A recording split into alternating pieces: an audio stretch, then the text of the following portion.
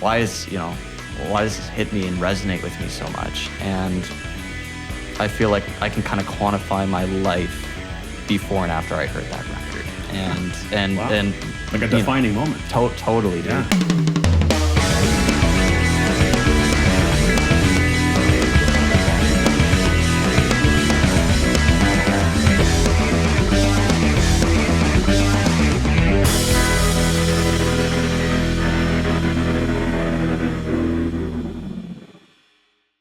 All right, welcome to the Riff, everybody. My name's Gary. How are you all doing today?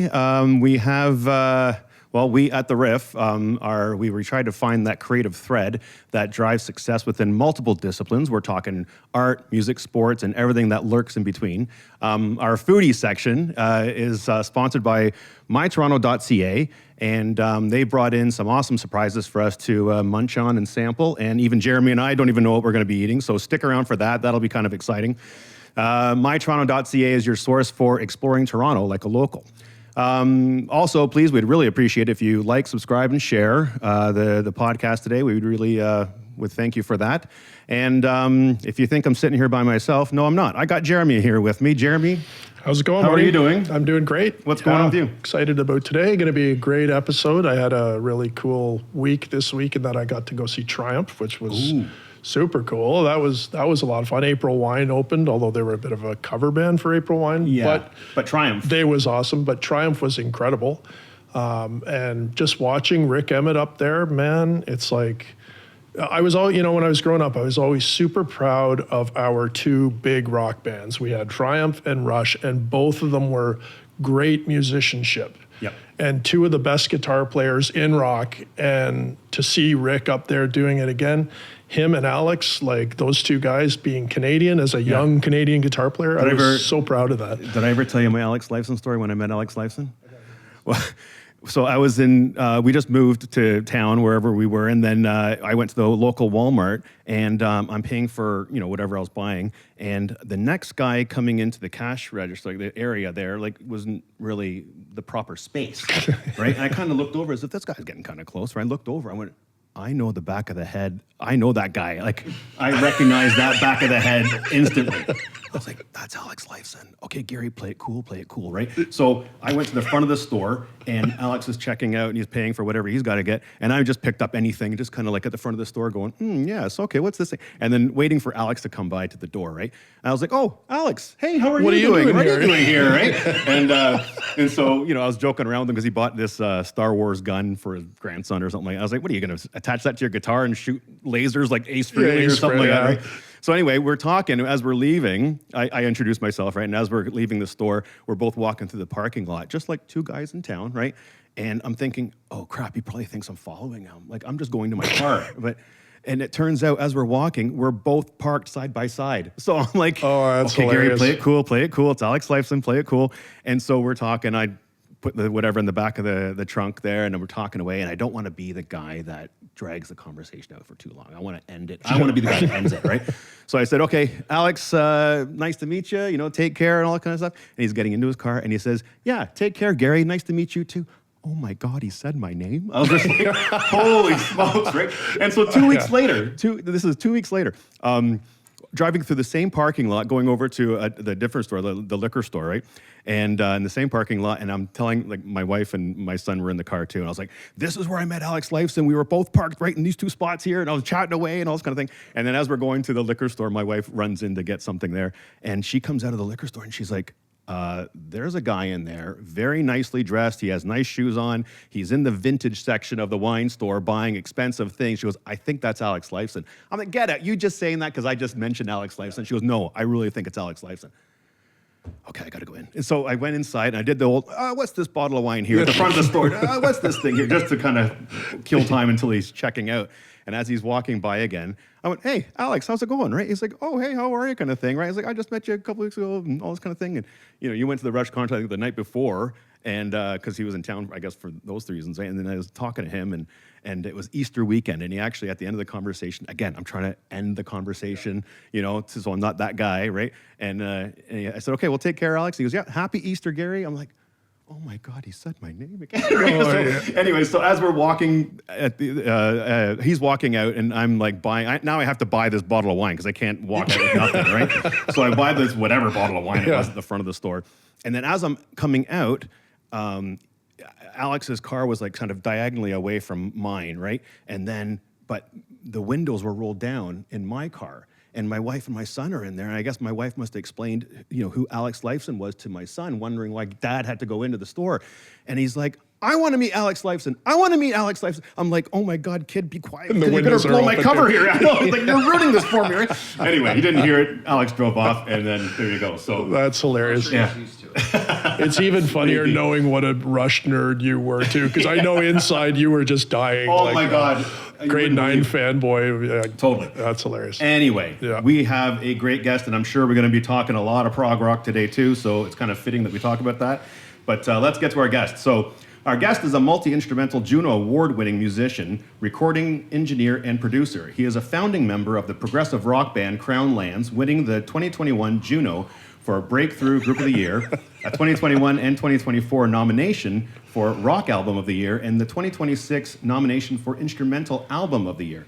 Inside the studio, he has worked with artists such as Nick Johnson, Brass Camel, Moon City Masters, Kalen McGee, David Barrett, and the Dreamland Band. He has worked with Grammy Award-winning producers David Bottrill, Nick Raskulinix, sorry, I'm saying that wrong, Terry Brown, and Dave Cobb. When he's not on the road with Crown Lands, he's writing and producing music in the studio and teaching masterclasses. It is definitely a pleasure to welcome this artist who is making a massive impact on the Canadian music scene. I'd like to welcome Kevin Comeau of Crown Lands. Welcome to the Riff. Yeah. Hello, thank you. Yeah, my head's not going to fit through the door now. You're quite a list. Yeah, it's fun. Wow. Orange on a toothpick. How's it going? Good, man. How are you? Good. Yeah, good. Thank you very much for coming by today. Yeah, my pleasure. It's great to have you here. I'd like to start off with sort of your prog rock journey here. Okay. And telling us about, maybe as a younger version of yourself, your discovery into that genre. Sure. Oh, yeah. We can. How much time do we have? Well, My prog rock journey, I think, started like most Canadian musicians did, with Rush, right? Of course, yeah. I started playing bass when I was 11 years old, and that was actually because of Green Day, not a prog rock band, but I remember hearing Holiday on the radio when I was like 10 or 11 years old, and the bridge where it's just the bass guitar, and I was like, what's that instrument, right? Because my dad is a fingerstyle kind of folk kind of player, a lot of open tunings, a lot of really clever Travis picking. And so like I grew up with music, but I never really registered what a bass guitar was until that time, and it just really captured my imagination. And so for Christmas that year, my parents got me a little Squier Bronco bass. Super cool. Yeah, and the agreement was though that I would learn how to read music, and so the first two things I learned was hot cross buns by reading, and and then my dad taught me how to play the bass line for Along the Watchtower, which interestingly enough, it's the same chord progression, right? That's awesome. Right? Yeah. It's just going Good along. dads. Yeah. That's good dadding right there. Yeah, and of course, as you go further into the bass world, I went from Green Day into Primus was like kind of like the next thing, and Les Claypool just blew my mind. Crazy. And then you start reading about who's their heroes, right? I'm listening to classic rock. I listened to John Entwistle from The Who. That was a massive influence on me early on. And then as, your worlds converge eventually to Geddy Lee, right? Because, Geddy's hero was John and Geddy was Les's hero. So it was just kind of felt like the perfect intersection of two of my biggest influences at the time. And something that excited me as, at this time I'm like 13 or 14 years old. The thing that excited me the most about Rush was that my parents hated Rush. My mom went to high school with Geddy and Alex, thought they were like goofballs, I guess. And then my dad, was just, like too old for Rush, I think. So it was one of those things where it was his younger brother's if he's favorite doing band, and Travis picking and stuff it wasn't really his world, Right. And so my uncle, my dad's kid brother, had a big Rush collection, and so he gave us like his old laptop, and it had all of the, on iTunes back in the day, it had all of the Rush albums. And so I downloaded that to my iPod Nano at the time. Yep. And I remember riding my bicycle around like this time when I was 14. So just as the Byrds were coming back. And the first record I listened to was A Farewell to Kings, because back in the day, your iPod would organize it alphabetically. Right, right. Farewell to Kings is the first, alphabetical Rush record. And when I put that on, I was taking my headphones on and off because, like, where are the birds coming from, right? I think it was the first time I registered what program music is, right? Where it's instrumental music that tells a story or paints a picture. And, when Xanadu came on, I think all bets were off, and I think that changed my life entirely. Those tubular bells, man, when you'd clang, my God, that's so cool. Yeah, but it was the first time I registered what a synthesizer was, right? When that Taurus pad comes in at the beginning of Xanadu, I was like, why does this hit me and resonate with me so much? And I feel like I can kind of quantify my life before and after I heard that record, and like a defining moment. Totally, dude. Yeah. And it really just kind of set me off on this path where at that point I was only a bass player, but the keyboard textures on that record really made a huge impression on me. How can it not? It's a Mini Moog Taurus pedals. It's like two of the greatest sounds ever. Chocolate and peanut butter. It was cool though. Though the one thing that Rush did that a lot of bands didn't do that were prog is because it was a trio. Yeah. Some of those sounds were really exposed. Yeah. Like Yes and Genesis and all those guys were using those sounds, but they were buried in among a band that was actively. But Geddy would like step on the Moog pedal at the beginning, and you hear skies open up, and you get to actually soak in that sound for a second, or that Oberheim at the beginning of Tom Sawyer. Yeah. There's just these. It was so clear, and when it would come out because it's just less players on stage. It made a huge impression too. I'm But sure. Right? totally. So I totally relate to that. Yeah. Now, also as a young man, I think you, from what I've heard, you had an author that you read, and it kind of made you Jack steered you Kerouac. on a path of like hitchhiking. Yeah. To California, I believe, right? Yeah. So I was studying. Tell us about that. So I by the time I was, it's funny, like there's a short jaunt from 14 to 18, but those 4 years are such important formative elements of your life, right? And Some of the biggest, yeah. Yeah, and so like after getting into Rush, you fall into the hole of who are their heroes, right? And of course that led me to Yes, and getting into that mostly for Chris Squire, and then of course Rick Wakeman, because at that time I started playing piano, and my music teacher in high school, Susan Selby, she was an amazing teacher, and she actually gave me a Roland JB35 from the piano class, and it was not a piano at all. It was an early PCM synthesizer, but it had a resonant filter in it. So instead of taking it home and practicing my scales as I should have, I started figuring out how to make the camera eye sample and hold sounds, right? And of course then I formed the second band I was in high school, and I played keyboards in this band, and we were writing like 20-minute songs about outer space, which is still what I'm doing today. Nothing has really changed. From there, but that led me down the path of wanting to study classical music in university, and so I studied real hard and got a scholarship to go to Western University. But the scholarship only lasts so long, and I was facing down this path after my first year of studying classical music, where I'm going to go and get myself 6 figures of debt into this degree, and my only chance of gainful employment is to go and teach, public education music, right? And go and teach high school. And I was just so fresh out of high school that I felt like it's like if you leave prison and then you go and become the prison guard almost, right? Exactly, and it just kind of felt like I wasn't quite ready in my life to go down this path of spending like 5 or 6 years at school and then, accruing all this debt. Is that all there is to life? You're back in school again? Yeah, exactly. So I was like, there's got to be more. And at that time, in that whole period of getting more into progressive rock, my dad turned me on to King Crimson.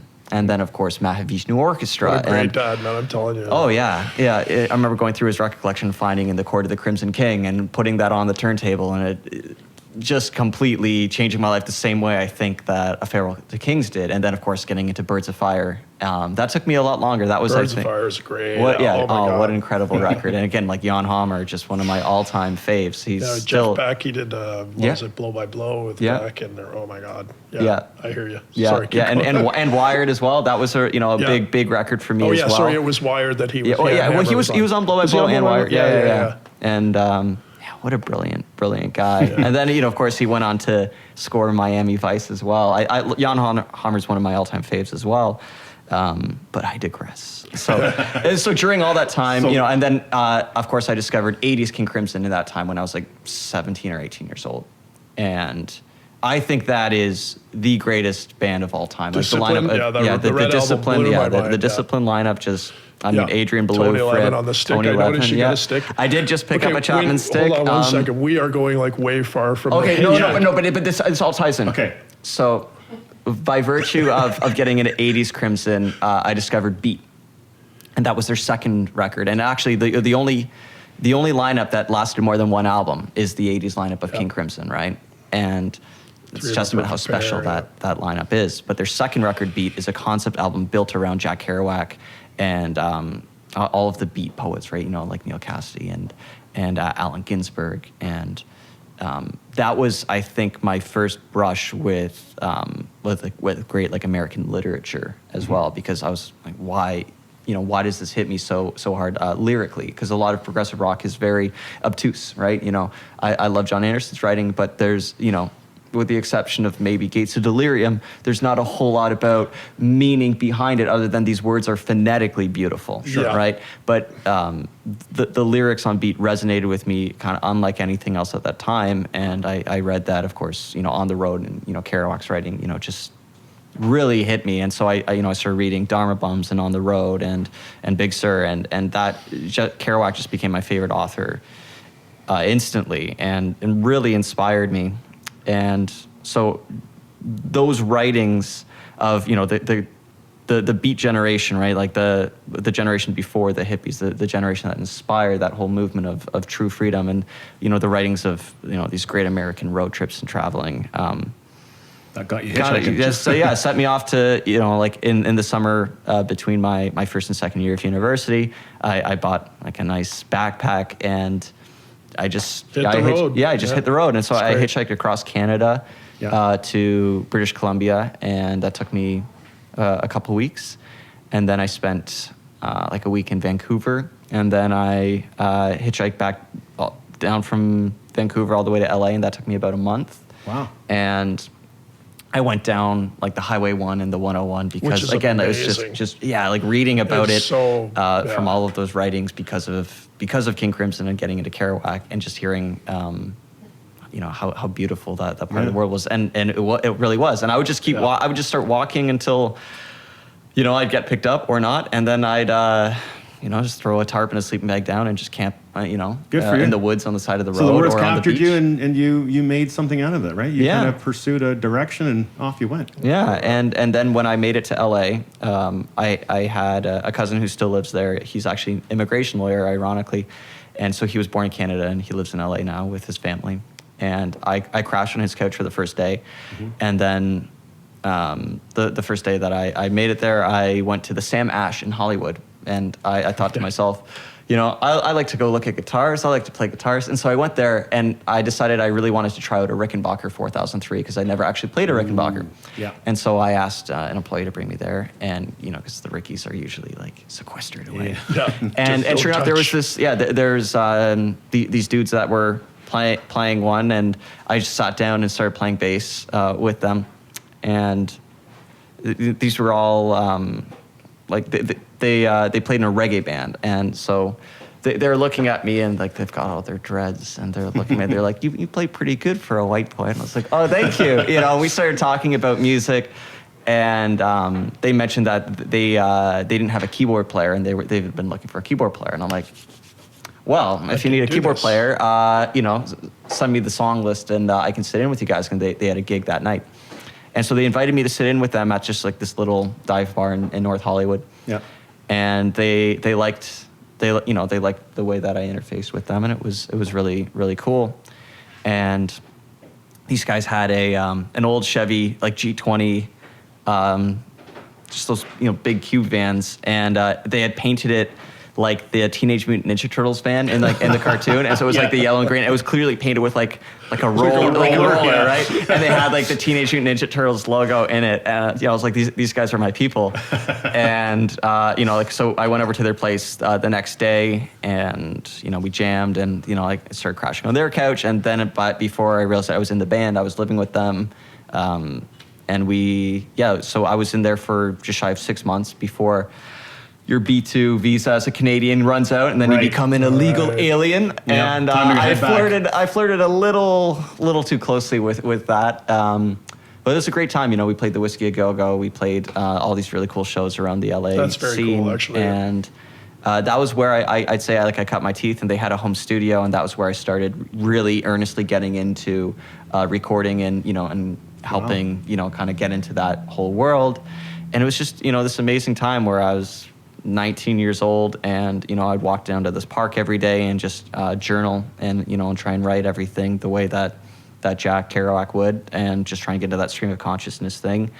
And then we'd roll up a big blunt and and get to jamming. Yeah. And it was just a really special formative time. And of course, Sure. When I told my parents, because I was just going to go there for a little, like a month-long thing, and then I ended up spending, from June to December, I was in California, and I had to tell my parents, like, hey, I'm not going back to school. I'm staying Sure, here that in went California, well, and they were understanding and supportive, and there was kind of this agreement that it's like, if I'm not making a full-time living from music by the time I'm 25, I'll go back and finish my Okay. degree. And That's a fair deal. That was a deal, yeah. But now I'm 32. Wow. And There you go. still no degree, and still somehow You're making- chasing that same dream that I was set on when I was 14 and heard Good for Xanadu you. for the first time. I was like, this is magic. How do I make music that makes somebody else feel the way Xanadu makes me Sure. feel? And Wow. Yeah. still trying to crack that code. Yeah, yeah. No doubt. Well, with that then, in terms of what we like to, a common theme on our show is this kind of creative thread among multiple disciplines, right? Yeah. So whether you're a musician, an artist, a visual artist, or a chef, or a entertainer of some sort, what's that creative thread that joins them together in terms of, I call it the artwork. Like, where's the artwork for you? Is it in the selecting the notes and arrangements? Is it in the production studio where you're trying to putting it all together? Is it playing live and sharing the music? Where does the artwork lie for you?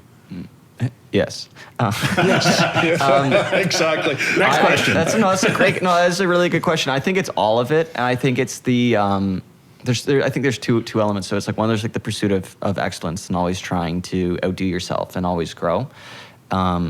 And then the second thing, I think, is doing everything you can to be in the moment and in that flow state, right? And I think 100%. Yeah.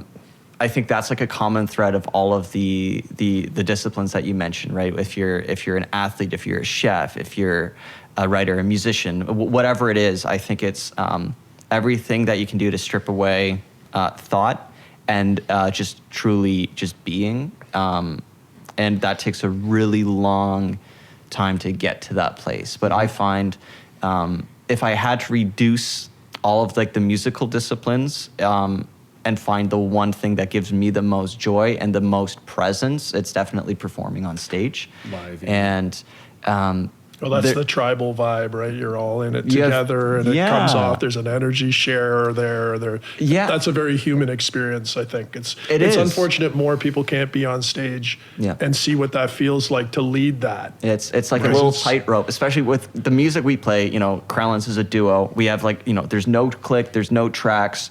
If you're hearing something, it's coming from the two of us, and we play fairly complex music with a lot of there's a lot of polyrhythm elements. There's a lot of key changes. There's harmonically, it's fairly dense, and we try to pull everything off with just two of us. And Cody's playing drums and singing, and I'm doing guitar, bass, and keyboards. And a lot of the time, it's just you're so in the flow state where you're not thinking, even about the audience anymore, or that communal sense. I think that is a beautiful thing, and I think that comes secondary. It's more about okay, so 1, 2, 3, 4, 5, 6, 7, go to the chorus pedal. 1, 2, 3, 4. Or thinking about it, because a lot of the time I'm just balancing on two of my heels with the double neck, and I'm having to play keyboards, guitar, or bass, or switch between the necks, or trigger a sequence for my synthesizer. And it's I love that moment where I feel like in my head I'm very ADHD and I'm scattered and I'm thinking about a million things. But when I'm on stage, I'm just thinking about like the next section or you know, the next tone change or the next lead or immediacy of what's happening right there. And it's a beautiful thing. And like, so you blink and then it's over. Yeah. Wow. The other thing that, you know, gives me the most joy in my life is my motorcycle. And it's the same reason where when you're on a bike, you can't be anywhere else. You can't. You literally cannot take your eyes off the road, because when you're in a car, if you go over a pothole, it's all good.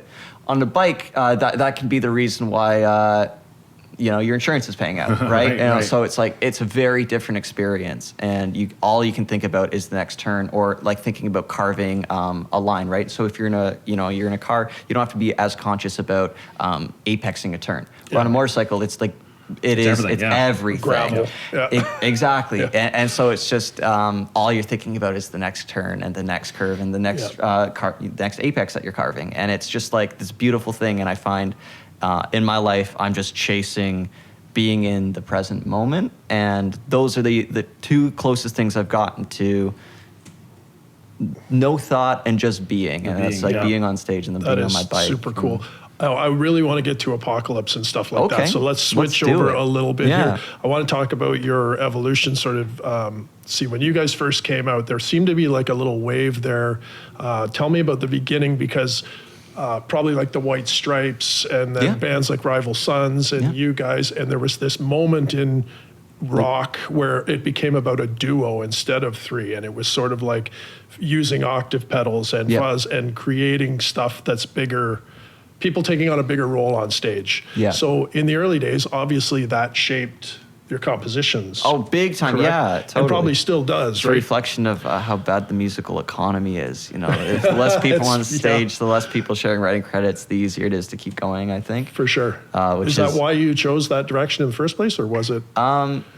It was compounded, right? So it's so wild, where it's like the day I made it to LA, I met the Gurus, which was the reggae band that I joined, and I cut my teeth. And then the day I came back home was the day I met Cody, because Cody played drums in a different band, and they were seeking a guitar player. And at that time, I was mostly just a bass player and a keyboard player. But when I was hitchhiking back up north in the winter, which was a totally different experience, because like, you know, as a naive 19-year-old, you're like, oh, California is eternal summer. And then I made it to San Francisco in December, and I was like, I am out of my depth, boys. But I eventually made it to Bellingham, Washington, and I was staying with these really cool snowboarding people. And one of the guys who lived in this, they called it the Moldy Mansion. It was like this student, you know, those classic like old century homes and, you know, in the university town. And one of these guys in the house had a bunch of Rush records and had a Rush notation book. He's like, I don't know how to read sheet music. And he gave me this book where it's like the first 10 records transcribed into sheet music. And that was basically how I cut my teeth learning how to play guitar for real, instead of just somebody who could hack away on a six string. But that really wasn't my main instrument. And that book basically helped me work through Rush's discography. And because of that book, like I took like, again, I was living out of a backpack. I took like most of my clothes out just to fit this giant book into my backpack. And then I made it back into Canada. Who needs pants, right? Who needs a shirt? Literally. Yeah, I kind of I miss those jeans actually that I got rid of for that book. Because all I had was the pants I had, and you know, like I had two of everything, one to wear, one to wash. And then I had one because of that book. And that book though gave me my guitar chops, right? I just worked my way through that, like in the few days that I stayed with these guys, and then I made it back home. And that night that I made it back with my family, you know, instead of hanging out and telling them all my funny stories, I was just like in my room, you know, shedding my guitar. And then my friend who played guitar in my old band before I had left for California, he's like, yeah, like I'm auditioning for this band. I hear these guys are big Rush fans. I'm like, are they now? And so like I met Cody, and then like, you know, by virtue of working my way through all these riffs, we started jamming Rush, and Cody's like, I think, you know, maybe this is the guy to join the band. And so I joined that band, but it didn't really work out because the bass player wanted to be the singer. Bass player was a fantastic human, not a great singer. And I was like, Cody should sing lead. Listen to this guy. And everyone was like, nah. And I'm like, all right, in that case, like, you know, I kind of like, I left that band. And then a year later, Cody and I, we got back together, and we, you know, I was renting this barn with a friend that was a kind of a studio. and I was playing this other band. It was like a pop band that we were touring across Canada, and I was, it was like clicking tracks, and like, but I really cut my teeth with that as well. Where Tim, the band leader, really took me under his wing, and was like, "This is how you book tours. This is how you." This is how you set up a PA, because like we were rolling with like our whole rig, and that really got me into I started doing live sound from that, and that was how I was paying my bills when I got back home. Yep. And but I realized like, okay, I want to do something maybe a little bit more mainstream as a way to, because I started seeing like Monster Truck having their success, and Rival Sons, and as you said, like White Stripes and Black Keys, and there was kind of this cultural zeitgeist that was moving into like the classic rock revival at the time, because this is going back to like 2014, 2015, and that was that was when that wave was happening, right before Greta Van Fleet exploded, but this was at the height of, I'd say, like Tame Impala's success, when they were still like a psych rock outfit, and that was when a lot of that kind of retro rock was really having its moment. And it's kind of funny because that, I feel like, has died out a little bit out of the mainstream now, but people are gravitating into weirder and weirder stuff, which is also really good. It's because we've also gotten weirder and weirder as the time has gone on. So when Cody and I met and we were playing in this band called Heavy Earth, we were doing like the same thing I was doing in my high school bands, which was like long, drawn out progressive rock, mostly instrumental music, and it wasn't going anywhere. And then I joined this pop band as like a session guy, and Tim took me under his wing. And so when I came back to Cody, I had this whole plan. I was like, this is the business plan. This is what we had to do. Like, you're a fantastic singer, stop playing drums in this band, come and just sing. And because at that time I was really into, this was at the height of me getting into KEXP, which is ironically how Angine de Petrine has blown up, right? It's like the live KEXP sessions. And I was really into Alabama Shakes and Shaky Graves at the time. And Shaky Graves in particular, he was doing this solo fingerstyle guitar playing, which again, that's how my dad taught me how to play guitar, was in that kind of style. But he was also doing percussive elements with his feet. And being a multitasker already at that point, I had bought with my OSAP money for university, I went and bought instead of paying for my rent, I went and bought a Roland PK5 and microKORG. And so like that was, nice. But like that was my like entry into playing keys with my feet. And so I had that, but my plan was to do like kick drum and tambourine, or I was triggering like a snare drum with my feet, and I was doing that. And Cody was just going to sing. But it was one of those things, Cody's such a great drummer, Cody's like, why don't I play drums and I'll sing? I was like, well, that sounds great. And then we started jamming, and I started booking some shows early on. This was before we were even called Crownlands, and we were toying with names. Like I had this solo ambient project that was called Fearless Coyote, and we were toying with that. Or were we going to call ourselves Thunderfuck after a strain of weed, which is Alaskan Thunderfuck, which would have been a terrible idea. Great on a headliner marquee. Yeah, for sure. And then our buddy, our buddy was like, well, why don't you guys call yourself Crownlands? Because like, and we were like, sure. And so we started booking shows under that name. But it's a good name. Thank you. It. Yeah. Well, that's also interesting too with the Crownlands, with Cody's native background and all that stuff too. I always found like I didn't know any of this when I first heard you guys, and I just. Because again, there was that little spurt where all of a sudden there was all these 2-band bands out there that were doing some stuff. But you guys were more interesting to me because you were doing some proggy stuff. We were. It was more complicated. And I'm like, as if this isn't complicated enough, he adds another layer to it with the foot pedals and all that stuff. And then the music, obviously some of the lyrics and stuff, Cody's indigenous background kind of came out, and there was more of that. And so I kind of always thought the name Crownlands was tied in somehow to that. Yeah, well, it is a really tricky thing. I mean, not to get too heavy, but this was... Cody's gone through like a kind of like a crisis of identity, where the reason why we called ourselves Crownlands was, Cody's father was raised to believe he was Mi'kmaq, right? And so was Cody, and they spend a lot of time, again, like, so the Mi'kmaq people are actually in a corner of Nova Scotia, right? Or what we call Nova Scotia now.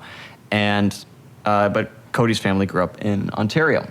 And so they actually spent a lot of time on Alderville First Nation, right? And spent a lot of time with the Beaver family, who are elders there. And so Cody had this lived experience growing up with this identity, and that was a big reason why we called ourselves Crownlands, because Crownland is it's used for it's federal land that's technically owned by the monarch, right? And we view Crown land for the most part as stolen land, because when Canada was founded, a lot of Crown land was actually native. Exactly, it's the treaties. The treaties show that it is Indigenous land, and it should be treated as sovereign nations.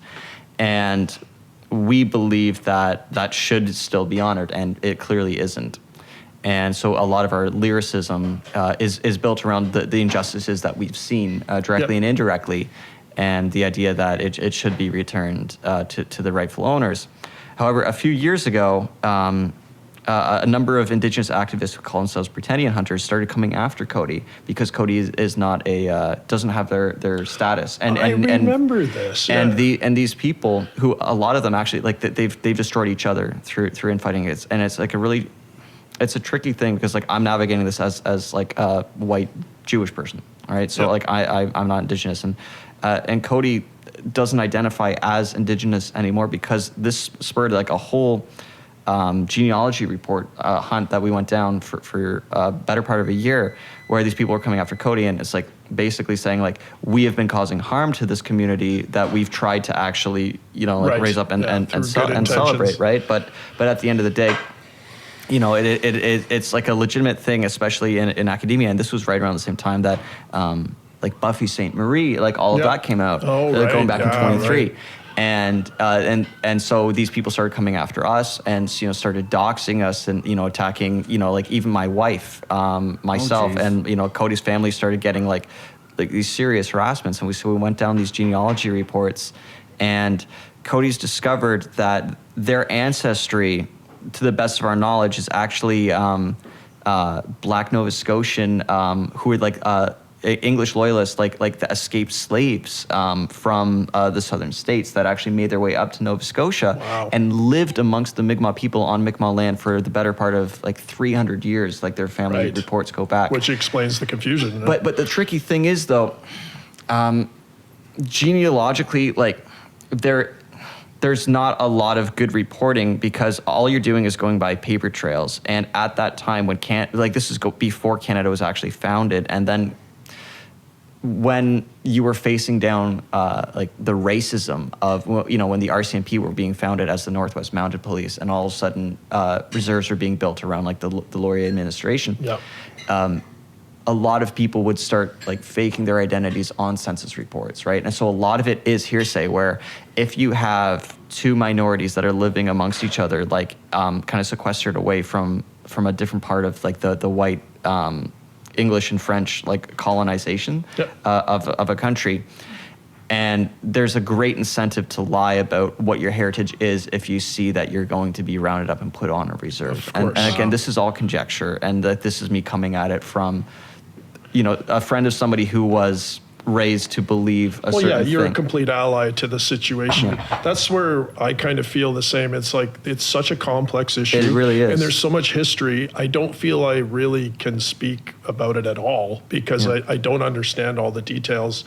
And it's all through good intent. We all want, I think most people want people to be cool and like treated well. And that whole government thing, I can't even. Definitely, but it was a really complicated thing, and Cody had to like reach out to like everyone in their Indigenous community, and like we have a lot of Indigenous friends, a lot of people we work with, like art, and it was like a tricky thing where for that this was right when we had about to go on tour with Kiss. And we actually like had some serious meetings with our team where like, do we do this?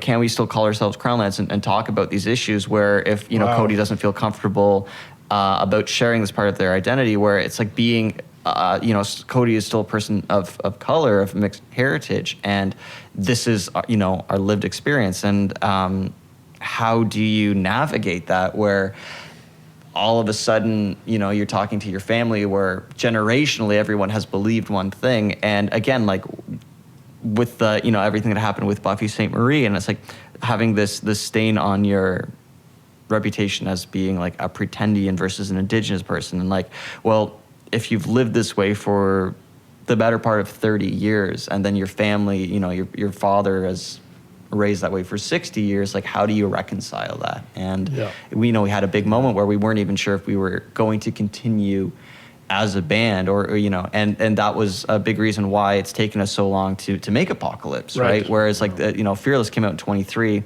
Apocalypse is coming out in 26, and in that time we had made the Ritual album, we made the Rituals album, and we made an instrumental record actually with David Barrett and Terry Brown, which I'm very excited about. And that's going to be coming out this year as well. Cool. And then during that time where we were kind of wandering the woods of, like the wilderness of do we continue as a band? Like, where do we belong in the music industry?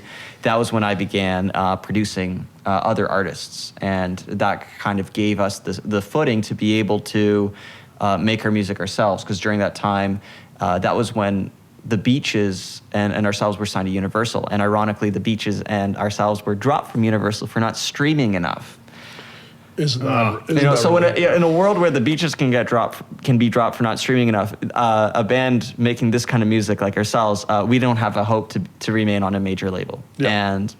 And also dealing with this nightmare of, do we even continue as a band? Like, are we, morally in the right to even continue to talk about these issues, where we have a song called Citadel, which is dedicated to the land defenders of Wet'suwet'en, where the RCMP have gone and invaded a sovereign, indigenous part of, BC, where it should be recognized as indigenous sovereign nation. And then these people's houses are being bulldozed to put a pipeline through. And, Wild. so we have, we have music that tries to address this, and we have, End of the Road that's, dedicated to the missing murdered Indigenous women, and we've tried to, use our, whatever small platform we have as a progressive rock band to talk about these issues. Right. And then, we felt this, this weight on us, can we continue to talk about this? You could go down a rabbit hole for that kind of stuff, couldn't you? In terms of the whole political side of it all. I think as an artist, though, we should get back to the music here. Totally. I think as an artist, though, just to wrap that up, I think most people, you should be allowed to reflect on the things that you see in the world that are wrong without I go back to intent all the time. What's someone's intent? Cody's intent, he's a great kid, and not to call him a kid, he's a great dude, but it's his intention was as a big hearted person to share this and all that stuff. And I think you don't need to have the DNA to have care and feeling for another culture like that. I think as an artist, you should be able to reflect on what you think is wrong in the world, and people should listen to that. Whether I think personally, absolutely. But you also have to listen to if a community or a vocal fringe part of a community that you're trying to help is saying you're harming this community that you're trying to help and uplift, then you have to take a step back and really reflect, are we doing the right thing, right? Did, and and I think and it's one of those things you always have to work through and navigate. So it's a tough thing. Now, what won't be tough though is eating this. What do we got here? So in front of us we have some sort of thing. I'm going to hand over to Tracy here as to what we got here because it looks good. Oh, that looks really good. Okay, so today at the Riff table, we brought in some unique flavor fusions from Queen's Harbour along Toronto's waterfront. Gary, Jeremy, and Kevin are having the whipped feta with za'atar roasted carrots, a tangy, aromatic Middle Eastern spice blend served with crushed pecans, pomegranate molasses, and mint. And the lemon tomb roasted chicken, Ras El Hanouti. It's a 24-hour marinated chicken with garlic tomb, which is a fluffy, creamy Levantine garlic sauce, also hummus and tabbouleh. My-Toronto chose Queen's Harbour because it's hailed as Toronto's hottest waterfront restaurant for memorable food, interior design, and vibe. And we also were really intrigued by their interesting blend of Mediterranean Asian fusion dishes. However, you guys will probably note this, they definitely overlap here with their spices into Middle Eastern tasting notes, using cumin, coriander, garlic, turmeric in some of their dishes. We wanted to really showcase the international range in their menu. So for after the show, we get a little playful. We will be serving the watermelon and peach greens with cucumber, grilled watermelon, peaches, feta, Kalamata olives, pumpkin seeds, all tossed in a lemon vinaigrette balsamic. And their pasta riviera orecchiette with basil pesto, cherry tomatoes, sun-dried tomatoes, stracciatella, which is a luxurious cheese, pumpkin seeds, fennel sausage, fried shiso, a fragrant Japanese herb. See, that's what I mean by their fusion originality here. And their Wagyu beef sliders with tequila lime aioli, arugula, caramelized onions, and brioche buns. Queen's Harbour has a great location situated along the Simcoe Slip. It's a beautiful spot at the heart of our waterfront. And honestly, just to sit and have a drink inside their gorgeous decor and raised ceilings in this 150-year-old shipping warehouse with retractable roof, it's so pretty in there. And today's coffee in the Riff studio, the guys all dived into that before we hit the show, are two varieties from Coffee Island, specifically from the new Coffee Island location on York Street inside the path near Maple Leaf Square.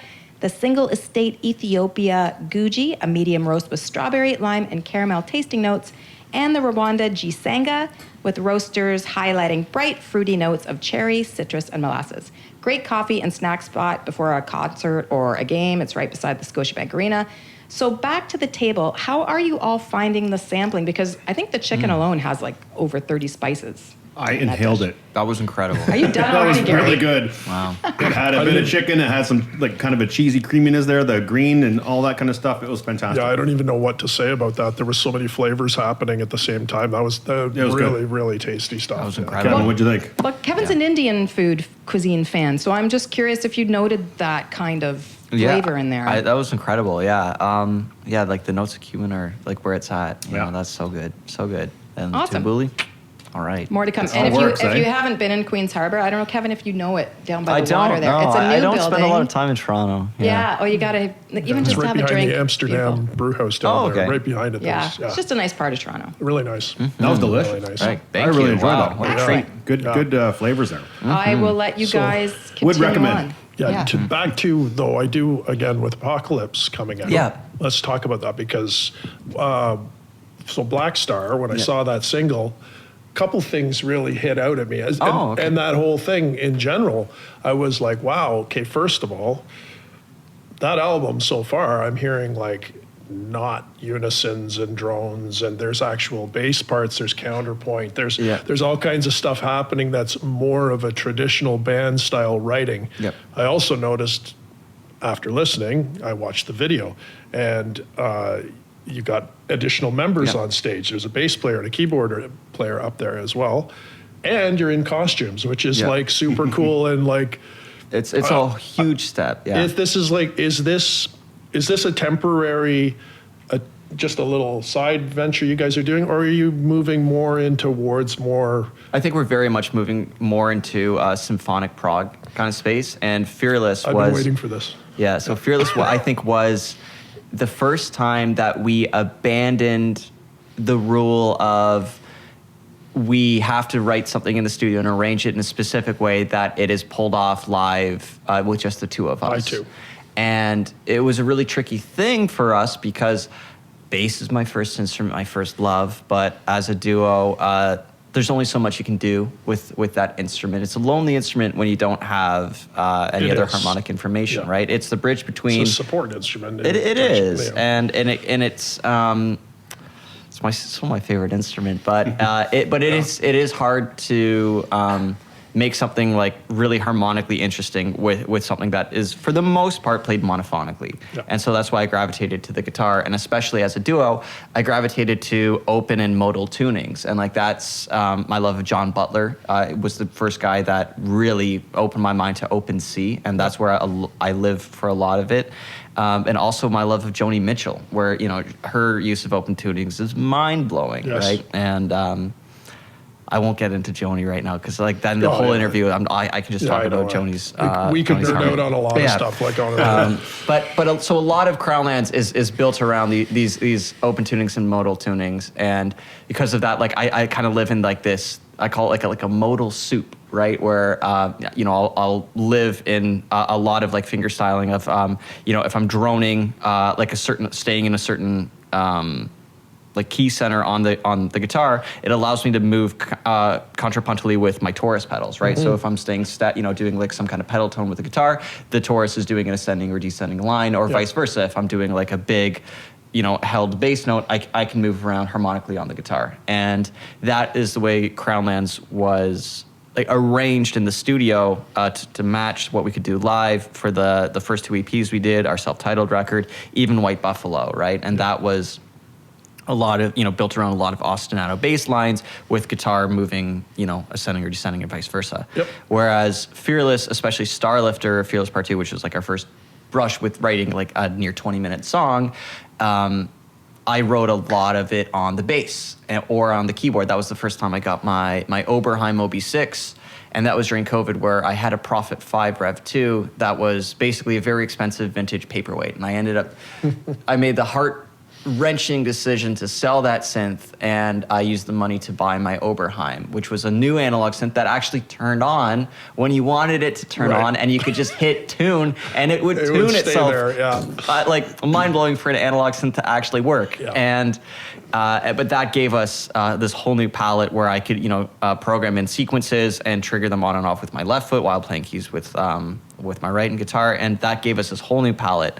And we wrote the song about, man versus machine as we were trying to grapple with conquering this machine. That's and, awful, and it really was like this kind of beautiful meta moment. But in the studio, I tracked bass to that whole record, and that was kind of like a point of contention between Cody and I at the time, because I was like, oh man, we're not going to pull this off live. And so during that time, I went to my friend Brock Stoico and had this beautiful custom double neck made with a guitar and a bass, so that way I could pick who was the most important element at the time. Is it the bass or is it the guitar? And so I, live, I'm switching between both instruments like fairly rapidly depending on like which the section is, and it's fun because every time I get to play bass, it's just it's my happy. It really is my happy place.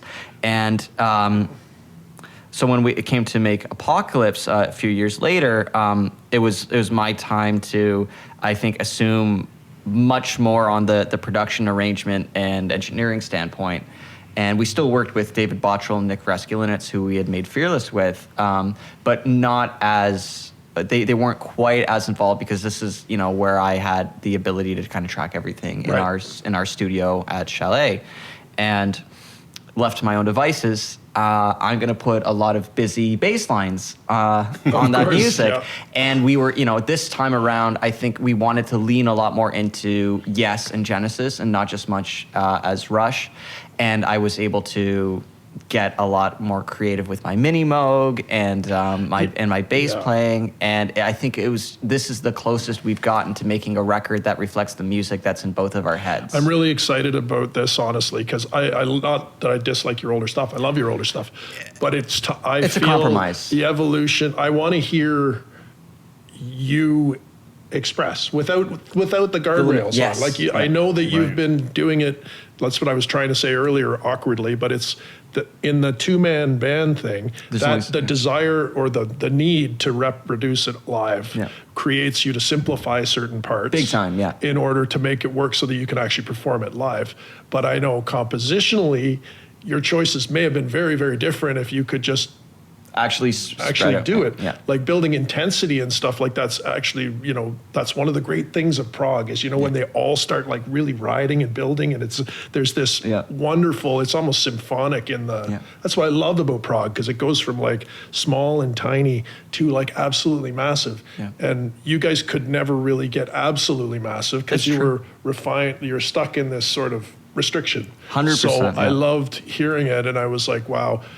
Finally, not so. I don't want to make it sound like in a negative way. No, like, I loved your other stuff, but I'm a fan of what you guys do, and I love your writing, and I just kind of wanted to hear you, because I know how deep you go with all that prog stuff, and I'm kind of like it's exciting for me to wow, this is cool. He's actually working with it. Like, that means awesome. a lot. Yeah, and like this is, this was us having the most fun we could, and I think at the end of the recording process, we knew a lot of this record we couldn't just do with the two of us, and so we actually just did a headline tour across Ontario, and we got to play all these performing arts centers, these beautiful soft seat theaters with nice wings in the stage. And so we were able to pull off like the theatricality, and we did 3 sets. We opened up for ourselves in disguise as the Dragon Riders of Carrigon, where we played the ritual part of the set, where it's like these instrumental records that confused a lot of people, but that represents story-wise where we've been carrying this thread all the way from our White Buffalo record through the Fearless record into the Apocalypse record, where we've been telling this like grand overarching story, or it's sort of good versus evil across time and space, and very thinly veiled allegories for what we're seeing in the world of the horrors of colonization and the powerful versus the common good. And we have this planet called Carrigon, where this is Fearless's home planet, where he has been frozen in cryosleep for hundreds of years, and he awakens and he sees this planet has been terraformed, goes on a one-man mission against this evil syndicate, and that is the storyline of Fearless. And at the end of it, there's this great battle, and it represents like hate begets hate, violence begets violence, and if you go to war, you have to expect it to come back to your home world. And so we really expanded on that on Apocalypse, where it takes place during the hundreds of years while Fearless is in cryosleep on this planet, and it's the arrival of the Syndicate on this planet, and basically them wiping out these ancient dragon riding people. And again, it's very it reflects what we've seen with the formation of North America. And then, of course, we wanted to tell the story of these villains, right? And so Captain Blackstar is like the fist of the Syndicate. He's kind of like our if you study like Russian history, he's like the Zerkov, like the military arm of the Stalin regime, or Darth Vader kind of thing, right? Like that's, or if you want to go, he's like the priests of the temples of Syria. Yeah, exactly. And so, but the thing is about the storyline of Apocalypse is, Blackstar showing up on this planet and wiping out these people and colonizing this planet, and then the infighting that results of like who gets the spoils of war. And then of course the civil war has broken out on his home planet, where by the time he gets back to his home planet after his his Pyrrhic victory, his family is gone, like from the civil war. And so it's kind of like this moment where he reflects everything I was fighting for is now gone. And so he kind of like doubles down on this hatred. And now we are teeing ourselves up for the next record, where it's Blackstar versus Fearless, battling across time and space. And I'm really, really excited about that. That's cool. The future project. It is, yeah. We're currently writing that right now, actually. And when does Apocalypse come out? May 15th. May 15th. So just not too far off. Couple weeks. Yeah. It's going to be. We're going to be airing this the day before. I'm very excited about it. Yeah. There we go. So the album comes out tomorrow. Yeah. Oh, excellent. So the record comes out tomorrow. And so, but when we forecast ourselves in the future, there. So when we finished that record, when we were touring it, we did one set as a duo. Yeah. So that way we make sure the Puritans still get the circus act of Cody and I trying to pull everything off as the two of us. Yeah. Then we do a costume change and a set change where we can kind of embody these characters. Cody is Blackstar, and I'm one of the foot soldiers of the Syndicate. And we have all of these kind of fun costumes, and then we bring in Daniel Walton and Adam Enrig, who actually play in the band called the Dreamland Band. They're this fantastic fusion prog band. And when I was, producing this record with them, I'm looking at them where like Adam, can play drums like Phil, and then can play keys just like Tony Banks. Like just the way like I studied Rush, this guy studied Tony Banks' keyboard playing, and then Daniel can, like they both went to like Mohawk Jazz School, and so they can play everything. So when I sent them Apocalypse, they showed up like knowing the music better than we did. And it was just like, it was really, it was fantastic. Well, we can't give away too many details here, because then, we're going to ruin it for the audience when they come see you live. Yeah. Well, yeah. so we bring those guys on stage to help pull off the Apocalypse part of the set. Good. Super cool. And I'm looking at the time here, Kevin. Yeah. And I know we can go on forever and ever, because this is a lot of info that, and we probably have 1,000 other questions to ask you. Yeah, I know. But we got to get you unfortunately- back sometime, because honestly, we're scratching the surface. There's a lot of I questions. know, there's so much more to talk about. Sorry. No, don't be sorry. It's been great. My wife tells me I can talk. No, it's wonderful. Not dude. at all. Yeah, it's great. It's just come to that time where I hate to sort of put an ending on this, but I guess we have to. March 15th, the new album. Or May 15th. Sorry, I said March. May 15th, new album. And then crownlandmusic.com. Crownlandsmusic.com. Crownlandsmusic.com. Yep. And anywhere else that we can find more about you? Anything else? You're on I feel like Instagram? we're on all the socials. Okay. If Search follow for us wherever. Crownlands. Yeah, I'd say it's funny. I feel like a lot of our audience lives on YouTube. Yep. Because I feel like the greatest equivocator of music is how do they play live, and we are very much a live band, and so we do our best to film as many live performances. So that's all on our Good. on our YouTube, and that's how we got the Kiss tour, right? Eric Singer, the drummer from Kiss, stumbled on our Starlifter live video and was like, send it to the rest of the guys, and like, whoa. It's just like the dream of the 70s is alive again, and so that was how we got it. So you never know. You never know who. But who's I watching. think that is the real appeal of the band. I feel like is where how we pull things off live, and live, yeah. our love of Genesis and Yes and Rush, where it's like those guys were just the pinnacle of live performance, right? Yeah. And 100%. That's what we're trying to carry forward is that is the love of live performance. So. I think you're doing a great job. Thanks, buddy. It's all looking good. Yeah. great. So May 15th, new album, Apocalypse. crownlands.com. Crownlessmusic.com. Crownland. God, I'll get it right one of these. Crownlandmusic.com. Oh, jeez. Crownlands. Crownlandsmusic.com. Don't worry, it'll all be in the Oh caption. my God! Yeah, and check the show notes. Don't listen to me. Check the show notes.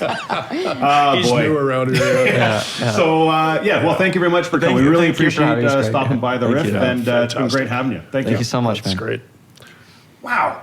There you go, Gary. Jeremy. There you go. Modern Prog in the real. It's so refreshing to see, because I think that just that revisiting all that old music that we all love, I don't know. I just like to see a resurgence of that, I guess you could say. Yeah. I mean, Yeah. it's just so fun to have more of it. Indeed. And I think the and world good. is a better place with it. And seeing younger dudes doing it too is phenomenal. Yeah. It's like different era. He should have been in our era.